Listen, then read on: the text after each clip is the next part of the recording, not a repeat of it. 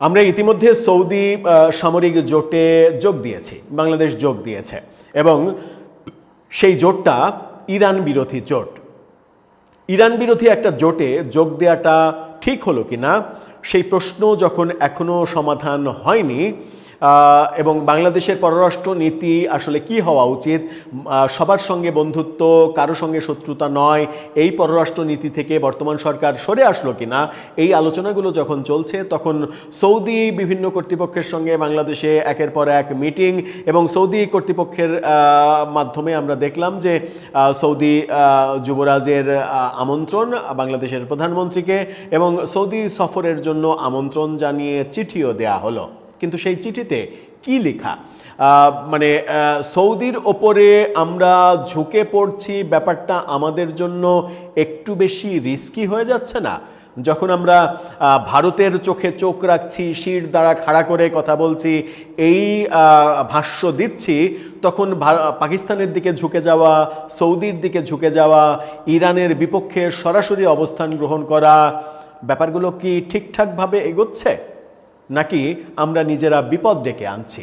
চলুন একটু সৌদি কর্তৃপক্ষ থেকে কি চিঠি দেয়া হলো, সেখানে কি লেখা, এবং বাংলাদেশের প্রধানমন্ত্রী ভারত সফরে যাচ্ছেন না এই ঘোষণার পরে এবার কি খুব দ্রুত সৌদি সফরে যাচ্ছেন তড়িঘড়ি করে, সেই আলোচনাই করবে এই ভিডিওতে। থাকবেন পলিটিক্স টিভির নিয়মিত আয়োজনে।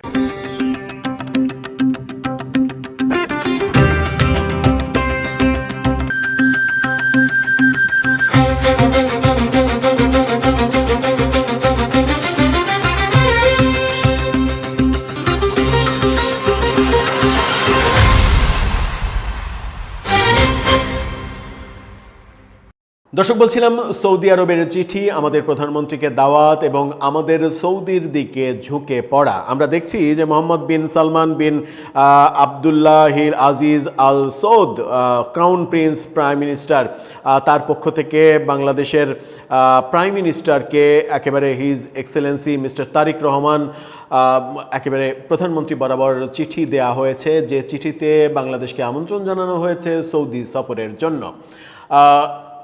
হতেই পারে, আমন্ত্রণ জানাতেই পারে, সৌদি আরবের সঙ্গে আমাদের দীর্ঘদিনের সম্পর্ক, ভালো সম্পর্ক, কিন্তু সেই ভালো সম্পর্কটা যুদ্ধের সম্পর্কের দিকে এগিয়ে নিয়ে যাওয়াটা কতটা ঠিকঠাক হচ্ছে? মানে ইরান বিরোধী জোটে, সৌদি আরবের জোটে যুক্ত হওয়া, সরাসরি ইরানের বিপক্ষে অবস্থান নেওয়া, ইরান যখন মানে আমেরিকার সমস্ত মিত্রকে লক্ষ্য করে আক্রমণ করে যাচ্ছে, সেরকম একটা সহিংসতার মধ্যে এরকম সিদ্ধান্ত নেওয়া কতটা পরিপক্ক পররাষ্ট্র নীতি, সে ব্যাপারে কিন্তু প্রশ্ন উঠছে। এবং আমরা সৌদি আরবের সঙ্গে স্বাভাবিক সম্পর্ক রেখেই তো এতদিন চলেছি।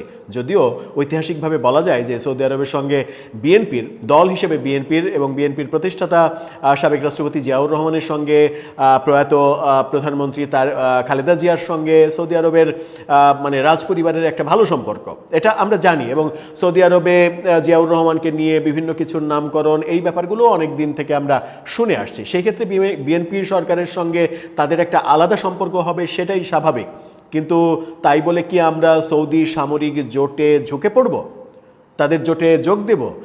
কি বলা হচ্ছে তাদের আমন্ত্রণপত্রে? আমন্ত্রণপত্রটা দেখে নিন, ইংরেজিতে লেখা। সেখানে বলা হচ্ছে যে আমাদের দুই দেশ ও ভাতৃপ্রতিম জনগণের আকাঙ্ক্ষা পূরণের লক্ষ্যে পারস্পরিক স্বার্থ সংশ্লিষ্ট ক্ষেত্রসমূহে সৌদি আরব রাজ্য এবং গণপ্রজাতন্ত্রী বাংলাদেশের মধ্যে দ্বিপাক্ষিক সম্পর্ক জোরদার করার আগ্রহের অংশ হিসেবে দ্বিপাক্ষিক সম্পর্ক উন্নয়নের উপায় নিয়ে আলোচনা এবং আঞ্চলিক ও আন্তর্জাতিক বিষয়াবলিতে পরামর্শের জন্য আমরা মহামান্যকে সৌদি আরব রাজ্য সফরের আমন্ত্রণ জানাচ্ছি।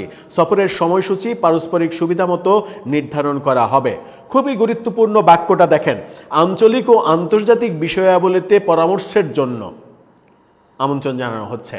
সৌদি আরবের সঙ্গে আমাদের আঞ্চলিক মানে আলোচনা হতে পারে, দ্বিপাক্ষিক আলোচনা হতে পারে, রাষ্ট্র টু রাষ্ট্র আলোচনা হতে পারে। সৌদি আরব আমাদেরকে কিভাবে সহযোগিতা করবে, সৌদি আরবের বিভিন্ন ক্ষেত্রে আমরা কিভাবে ভূমিকা রাখব, সৌদি থেকে আমরা কি কি আমদানি করব, এই ব্যাপারগুলো আলোচনা হতে পারে।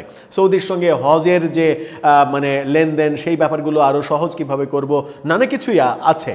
কিন্তু সৌদি আরব আনুষ্ঠানিকভাবে প্রিন্সের তরফ থেকে যে চিঠি দিল বাংলাদেশ সরকারকে, সেখানে কেন বলল আন্তর্জাতিক বিষয়গুলো নিয়েও আলোচনা করতে হবে? তার মানে কি আমরা মানে নিজেদের অজান্তেই এক ধরনের ফাঁদে পা দিচ্ছি এবং আমাদের পররাষ্ট্র নীতি অজান্তেই এই ধরনের ফাঁদে পা দিচ্ছে, এবং এই ফাঁদটা একদিকে হেলে পড়ার ফাঁদ হতে পারে। একদিকে হেলে পড়ার পররাষ্ট্রনীতি কি বাংলাদেশের কখনোই ছিল? আমরা একই সাথে চীনের সঙ্গে, আমেরিকার সঙ্গে, ভারতের সঙ্গে, রাশিয়ার সঙ্গে সম্পর্ক বজায় রেখে চলেছি। এই চারটা দেশ কারো সঙ্গে কারো সম্পর্ক এরকম, মানে বিশেষ করে আমেরিকার সঙ্গে চীনের সম্পর্ক ভালো না, আমেরিকার সঙ্গে রাশিয়ার সম্পর্ক ভালো না, ভারতের সঙ্গে চীনের সম্পর্ক ভালো না, এই এই ব্যাপারগুলো তো আমরা জানি। তাহলে এটা যদি আমরা রক্ষা করতে পারি, এমনকি ওই ফ্যাসিস্ট বলে যাকে আমরা উপাধি দিয়ে বের করে দিলাম দেশ থেকে, তারাও এই পররাষ্ট্রনীতি বজায় রাখতে সমর্থ হলো, আমরা কেন পারছি না? গণতান্ত্রিক সরকার, আমরা তো ফ্যাসিস্ট না, আমরা কেন একদিকে হেলে পড়ছে? এই হেলে পড়াটা আখেরে আমাদের জন্য বিপজ্জনক হবে কিনা, ভাবনাগুলো আমরা স্মার্টলি ভেবেছি তো? নাকি আমাদের পররাষ্ট্রনীতির এখন সব থেকে শক্ত যে খুঁটিটা, সেই খুঁটি হচ্ছে ভারত বিদ্বেষী ন্যারেটিভ তৈরি করা এবং এই ন্যারেটিভ যারা তৈরি করে তাদেরকে উৎসাহিত করা? কোনটা জানি না। দর্শক, আপনি কি জানেন? আপনার মতামত জানিয়ে লিখতে পারেন আমাদের কমেন্ট বক্সে।